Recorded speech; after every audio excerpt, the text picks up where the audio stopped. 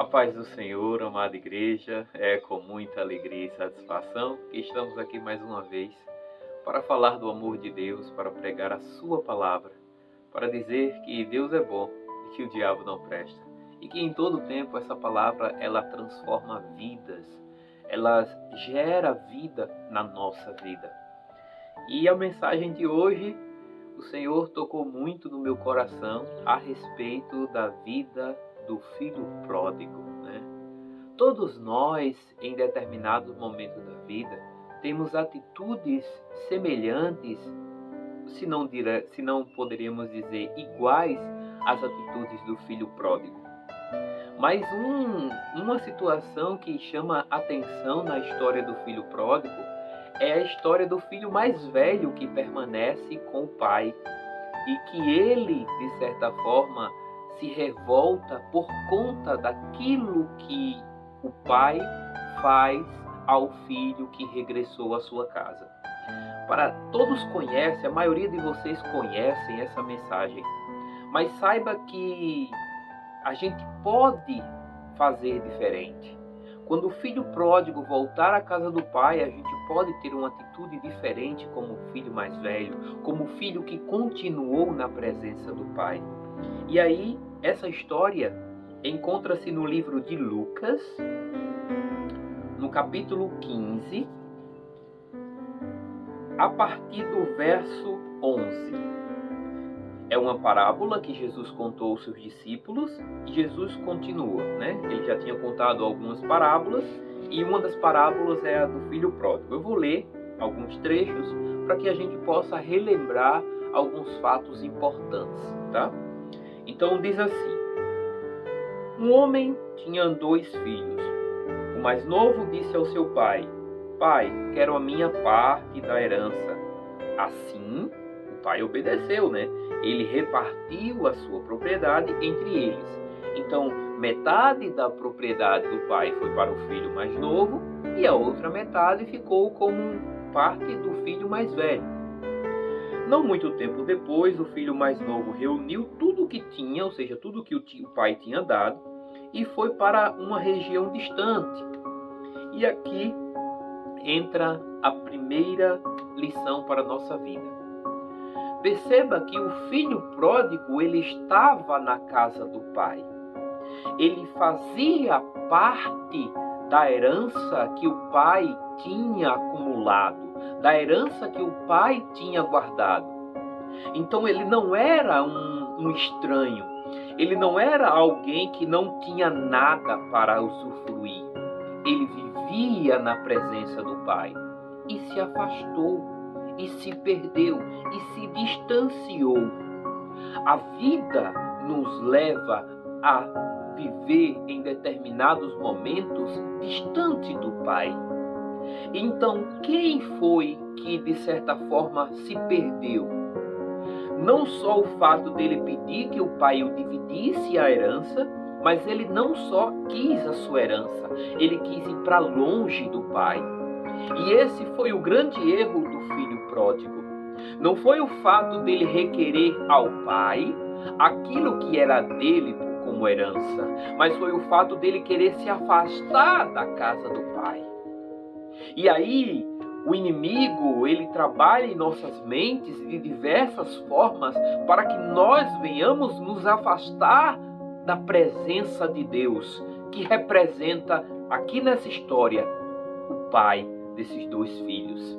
Então que nós possamos renunciar em todo o tempo qualquer investida, qualquer pensamento que venha nos afastar de Deus, que venha nos afastar do nosso Pai, que nós venhamos a renunciar. Amém? E aí ele vai para distante, e lá, olha o que acontece. Quando você leva algo que é de Deus para longe de Deus, aquilo que estava em você é desperdiçado. E lá desperdiçou os seus bens vivendo irresponsavelmente. Depois de ter gasto tudo, houve fome em toda aquela região.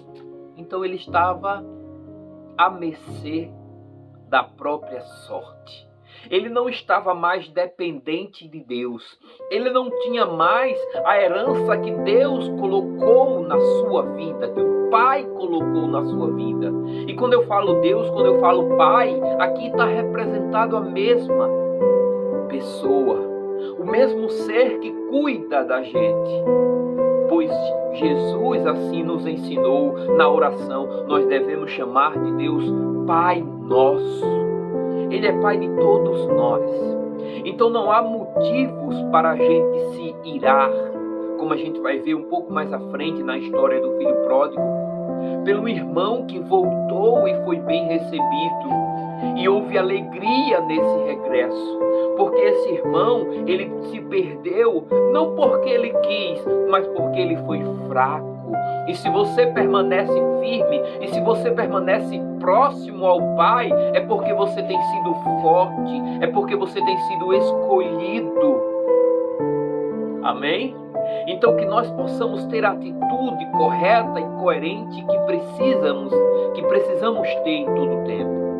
Mas quando a gente se afasta de Deus, veja que as coisas, aquilo que a gente aprende na presença do Senhor, ela se torna, ela se acaba, ela não tem mais significado, a gente não consegue mais enxergar o que é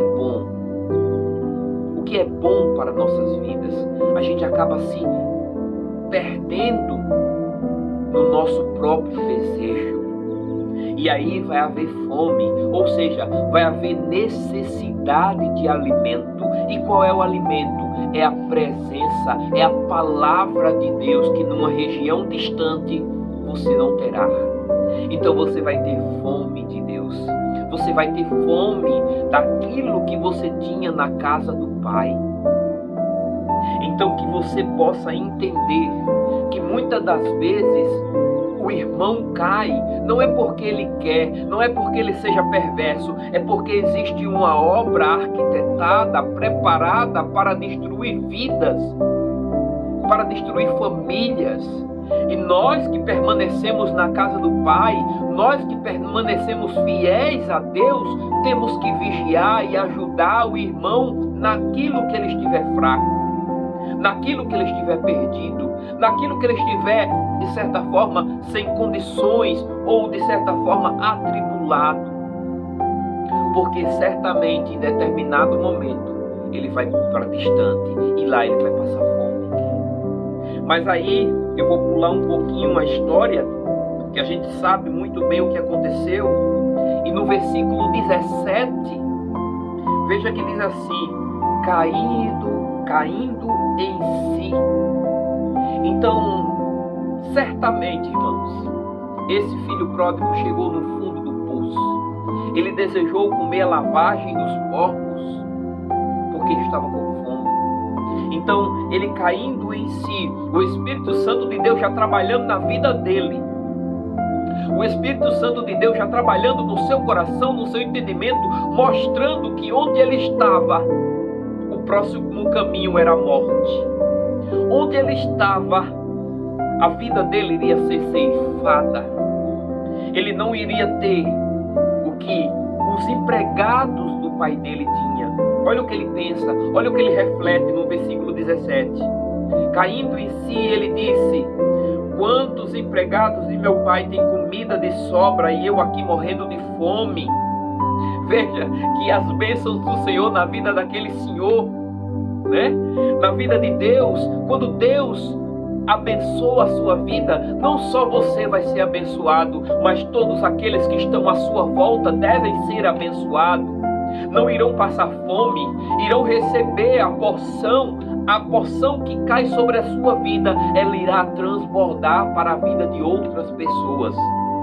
Então ele teve consciência disso. Poxa, existia uma bênção na minha vida, existia um transbordar na minha vida, que até os empregados do meu pai recebiam e eram abençoados. E agora eu estou aqui passando fome. Meus irmãos, não pense que é aquele que cai, não pense que é aquele que se afasta, não pense que é aquele que se perde nos caminhos dessa vida, no caminho do Senhor, porque o Senhor falou também, o caminho da salvação é estreita, mas a porta do mundo ela é larga, da perdição ela é larga. E tem muitos desses que se perdem. E não pense que eles se perdem porque querem. Não pensem porque eles se afastam porque querem, mas porque de certa forma teve uma fragilidade, mas porque de certa forma deu brecha em alguma área que sequer tem noção qual foi a área que ele deu brecha, mas se perdeu. Mas o Espírito Santo de Deus, ele se alegra quando um perdido se converte. Como diz, pode ter 100 ovelhas. Se uma se perder, o pastor deixa as 99 e vai buscar aquela que se perdeu, porque ele sabe que as 99 estão guardadas debaixo da bênção e da graça do Senhor. Mas aquela que se perdeu, há pouco tempo, ela pode ser morta pela diversidade da vida que há a de atingir. Porque não pense que o inimigo se alegra. Não pense que o inimigo quer o seu melhor. Ele pode até se disfarçar de entregar o melhor, mas ele quer destruir a sua vida. Ele quer destruir a sua família. Ele quer acabar com o seu ministério. Então não pense que porque se perdeu é de propósito. Ninguém corta na própria carne de propósito. Ninguém destrói a própria vida de propósito. Ninguém passa fome de propósito. Ninguém perde, se desespera, vive numa vida de perdição de propósito porque quer, porque é mal. Porque ninguém é mal consigo mesmo. As pessoas podem ser mal com outras pessoas, mas consigo mesmo é inconsciente. É obra do maligno na vida dessas pessoas. E a gente precisa ter compreensão que essas pessoas elas são dignas de misericórdia.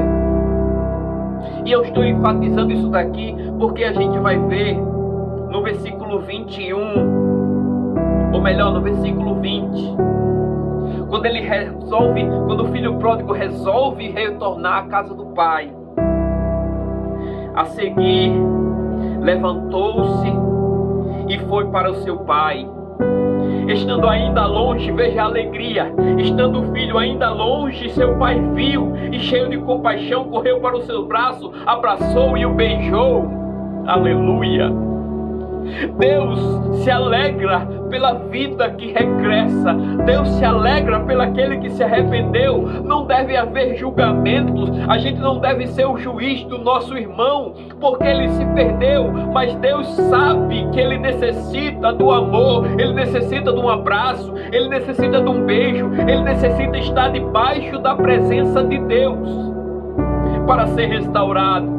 E não pense que o que ele fez, o fato dele ter se perdido, não vai ter consequências na sua vida, não vai ter o espinho na carne, não vai ter as consequências na sua vida. Não, não é isso.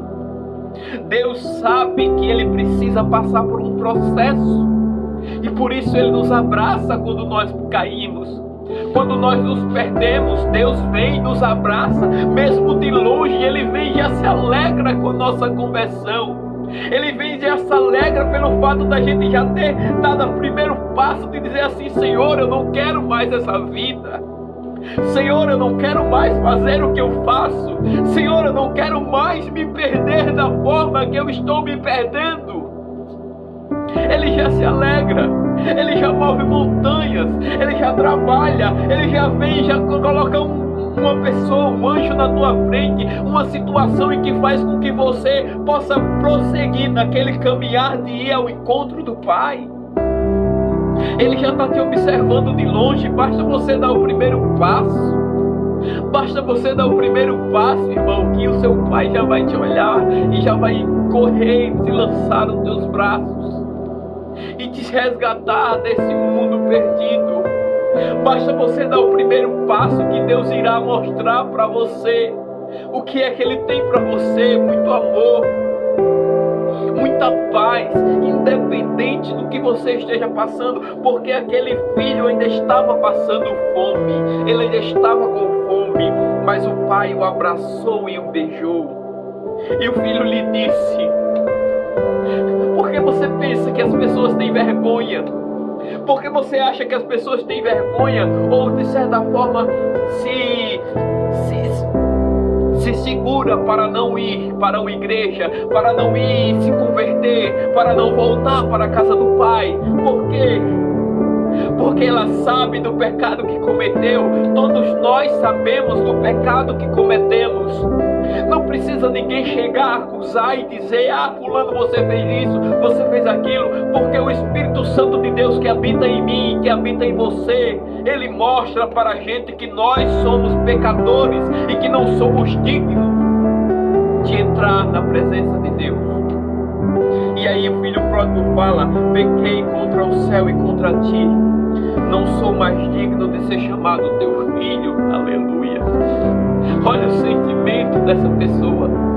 Olha o sentimento daquele que se perde, de que se afasta da presença de Deus.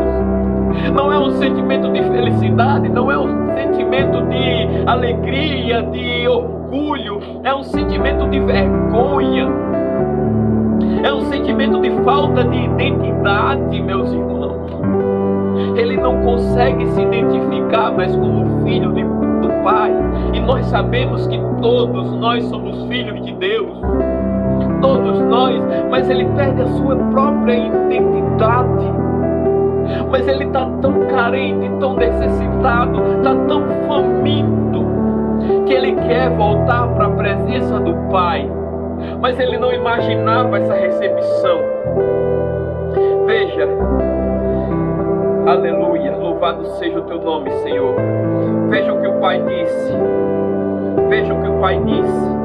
Mas o Pai disse a seus servos, não falou nem diretamente com ele: já manda os seus servos, os servos de Deus, ao teu favor. Basta você dar o primeiro passo, mesmo que você ache que ainda não é filho de Deus. Olha o que ele diz: depressa,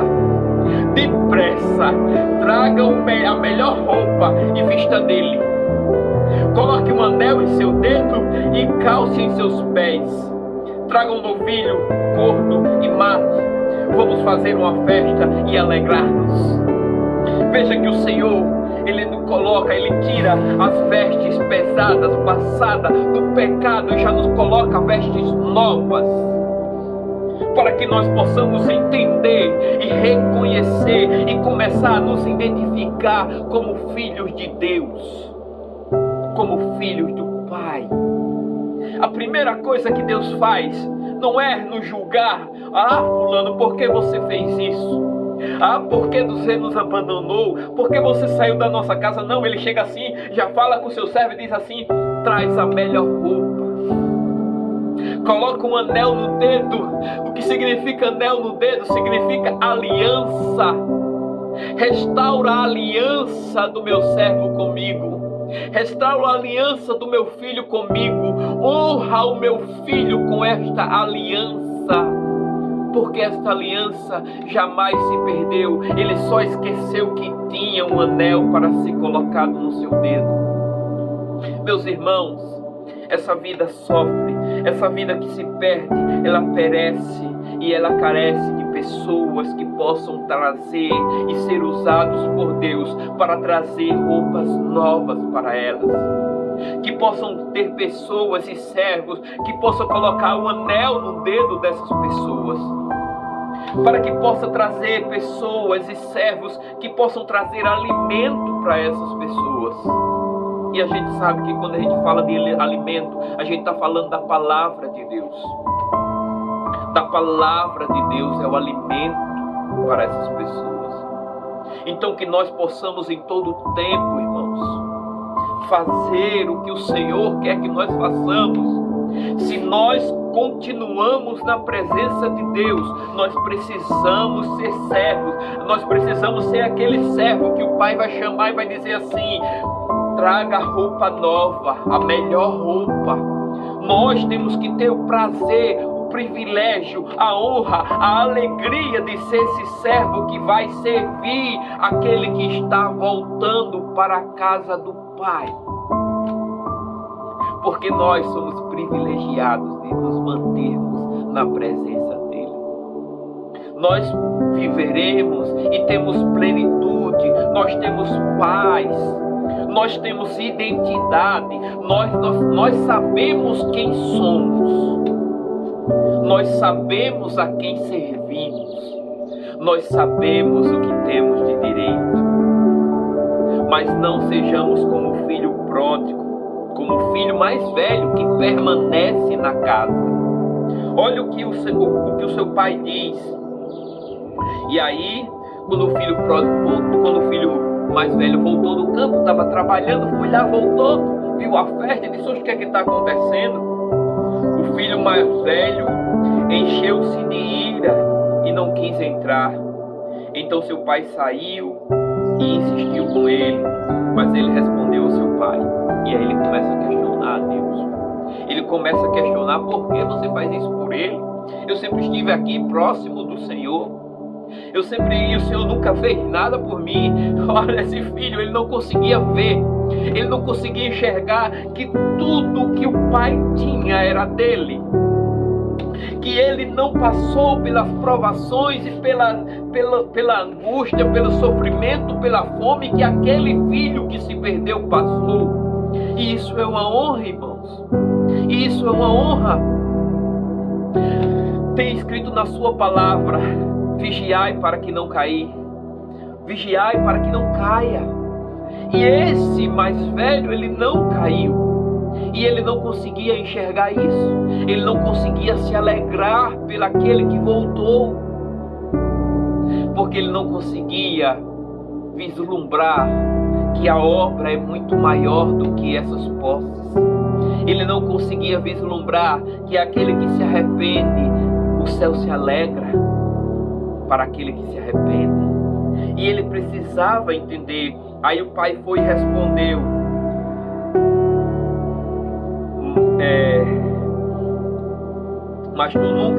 mas quando volta para casa teu filho. E aí disse o pai no versículo 31: meu filho, você está sempre comigo e tudo que eu tenho é seu. Feliz daquele que nunca se perdeu, irmão.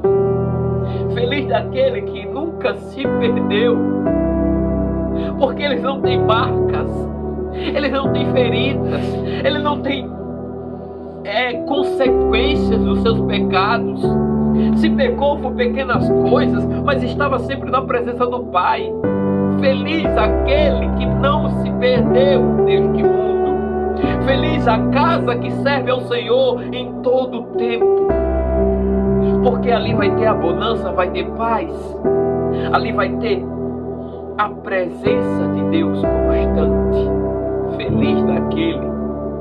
E aí o pai continua: mas comigo e tudo que eu tenho é seu.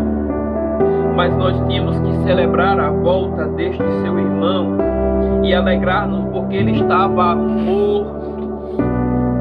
Ele estava morto.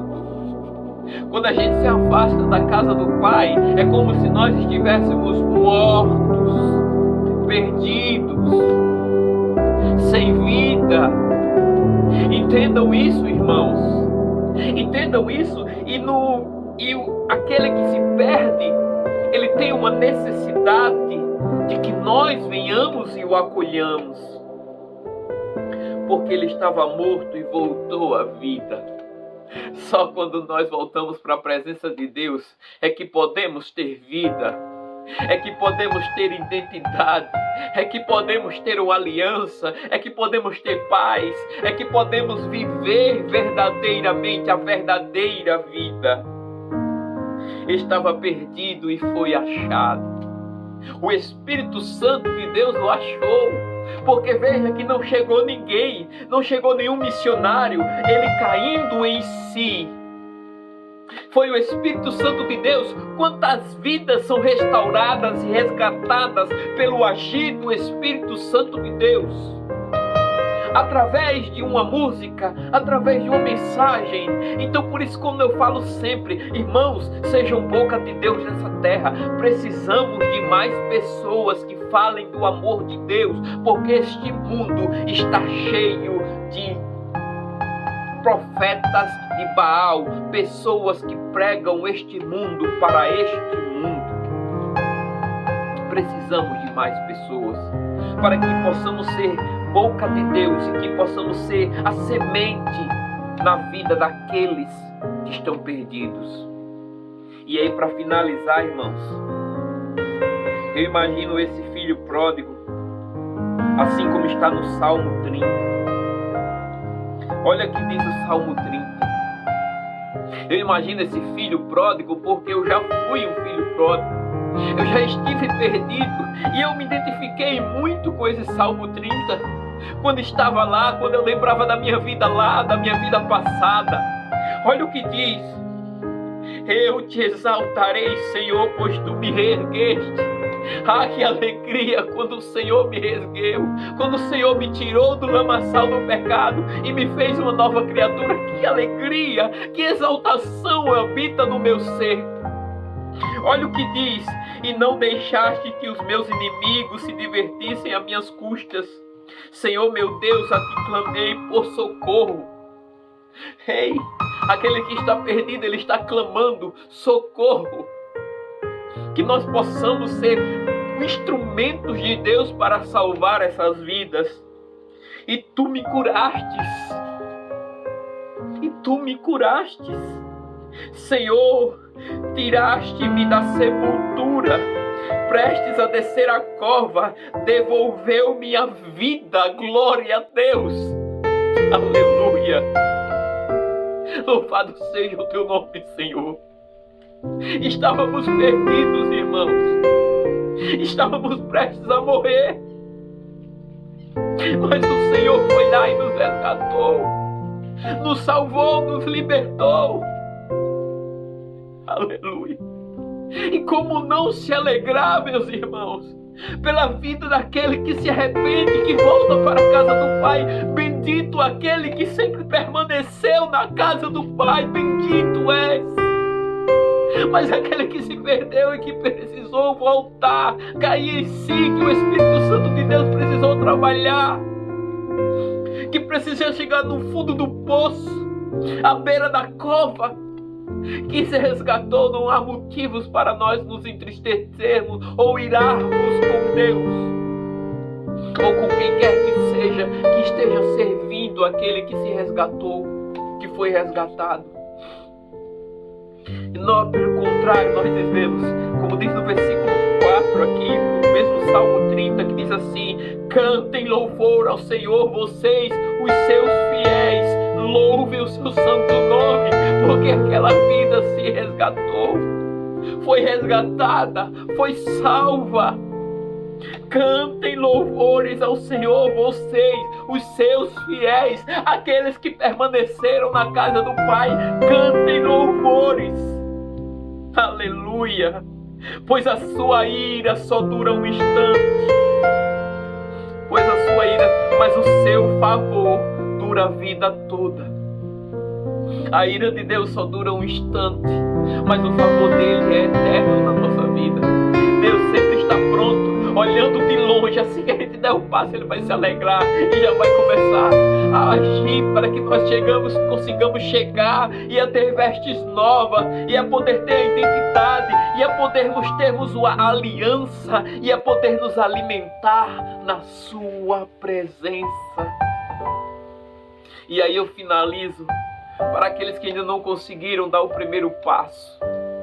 Para aqueles que ainda não conseguiram, que ainda estão perdidos, o choro pode persistir uma noite, mas de amanhã irrompe a alegria.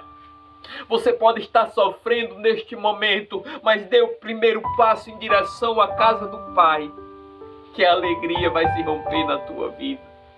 Amém? Que Deus abençoe a todos. E que Deus possa cobrir a todos com a sua misericórdia e blindar as suas vidas para que não venham a cair. Mas se cair, que nós possamos ter a presença do Espírito Santo de Deus em nossas vidas. Eu oro por isso, para que Ele possa nos reerguer, nos levantar e fazer tudo que for necessário para que nós venhamos a voltar para a casa do Pai. Amém? Que Deus abençoe a todos. Se essa mensagem agregou de alguma forma na sua vida, compartilhe com seus irmãos.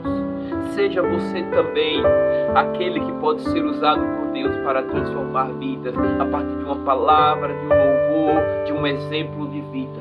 Que Deus abençoe a todos. Fiquem todos com Deus e uma ótima semana para todos. Até a próxima, se Deus quiser. Tchau, tchau.